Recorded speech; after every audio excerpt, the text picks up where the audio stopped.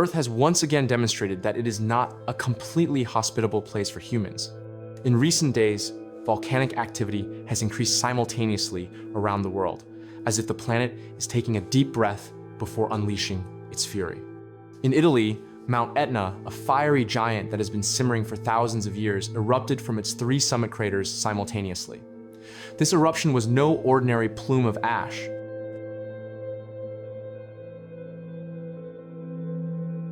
Two enormous lava flows flowed for kilometers, devouring the mountainside like rivers of hellfire. The lava temperatures reached over 1,000 degrees Celsius, melting rock, metal, and anything that dared cross its path. The vibrations from Etna's bowels were clearly recorded, a reminder that the magma pressure beneath southern Europe has not yet been fully released.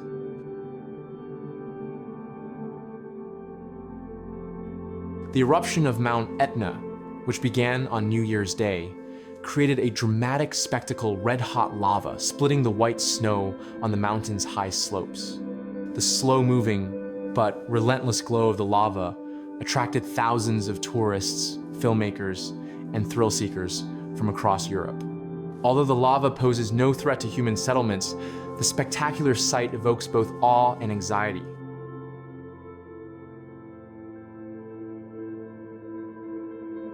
This extraordinary natural phenomenon has sparked a heated debate about the stunning visual beauty and the inherent dangers of unpredictable volcanic activity. Visitors, hoping to witness a natural catharsis, are instead faced with stricter safety regulations than ever before.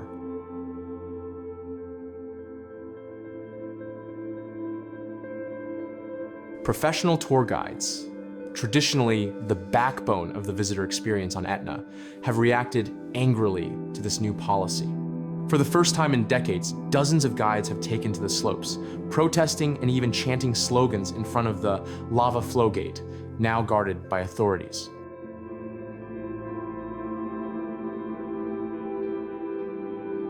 The guides emphasize that over the years they have led thousands of tourists through Etna's seemingly terrifying terrain, with unparalleled experience and knowledge.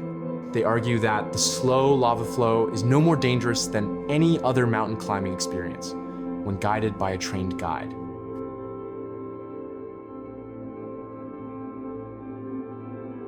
This conflict is not just about costs or jobs.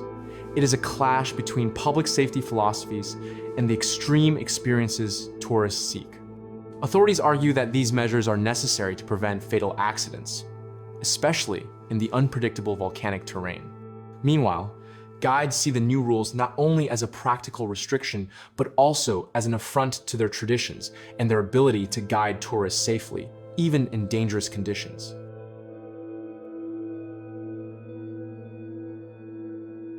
The restriction of access until dusk has dramatically changed the tourist experience.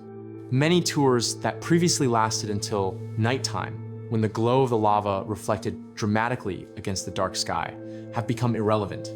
Tours that once offered extreme experiences have become short visits to vantage points far from the active lava, more like watching from an adventure than exploring the wilderness.